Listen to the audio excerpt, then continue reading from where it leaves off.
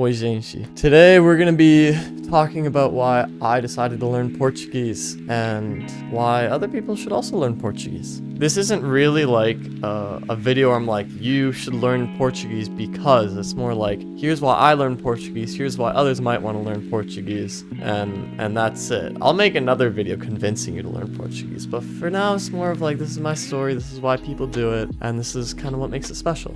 So to begin, why did I decide to learn Portuguese? Why not Spanish? They're like the same thing, but Spanish is more useful. Yes, that's true. But Portuguese has cool sounds that Spanish does not, so that's neat. But anyways, why I wanted to learn Portuguese. I used to stream during COVID and I had a lot of fun with it, and a lot of my audience was Brazilian, and I was calling them and I was like, oh, you should count to 10 in Portuguese. I want to see what it sounds like. And they did, and it sounded like 1, 2, 3, 4, 5, 6, 7, 8, 9, 10. And I was like, whoa, that's like Spanish, because I had taken like a year of Spanish in high school. I was like, whoa, that's so cool. It sounds like Spanish, but it's different. Like instead of siete, it's seichi. That sounds good. It sounds right, you know? So I'm like, at that point, that was 4 years ago.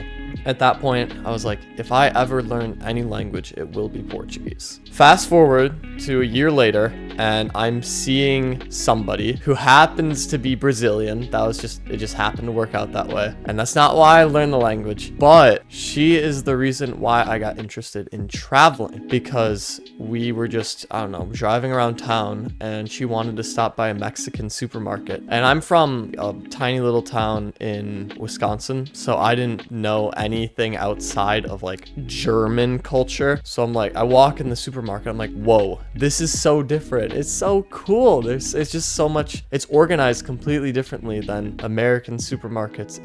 It was just something that I've never seen before. And at that moment, I'm like, okay, there's so much more to life, to the world, than there is in this little small ass town in Wisconsin. So then at that point, I was like, I should really travel. 1 year after that, I just decided, you know what? I'm gonna start learning Portuguese so that I can travel to Brazil once I graduate. And then I did it. É isso.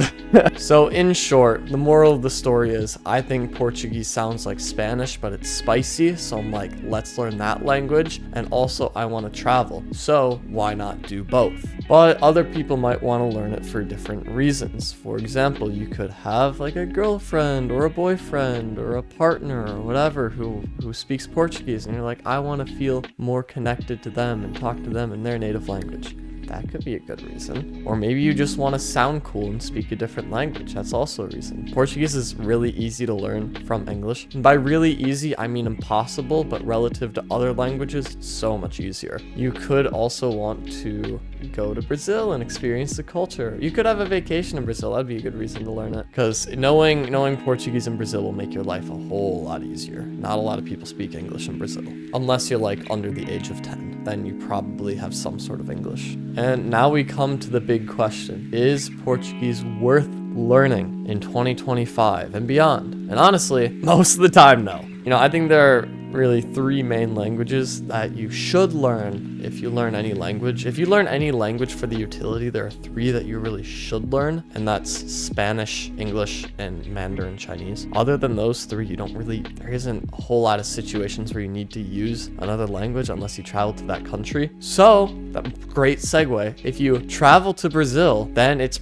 definitely worth it to learn Portuguese. Whether you're there for a week, a month, or a year, or the rest of your life, if you are going to go to Brazil, it is worth it to learn Portuguese. Or you don't even have to be like traveling to Brazil. You can just be interested in Brazil, and that also makes it worth it. Just to kind of experience the culture, what life is like, what other people think in Brazil. It opens up a lot of opportunity because there are like 250 million people in Brazil or something. So that's a lot of different people that you're able to talk to now, and a lot of doors can get opened up. And keep in mind that most of these people don't speak English. Or it's worth it to learn it if you just like the language. I like the language and I like traveling. Why not? Whenever I speak it, I just really enjoy speaking it because I feel like I sound cool and it's validating.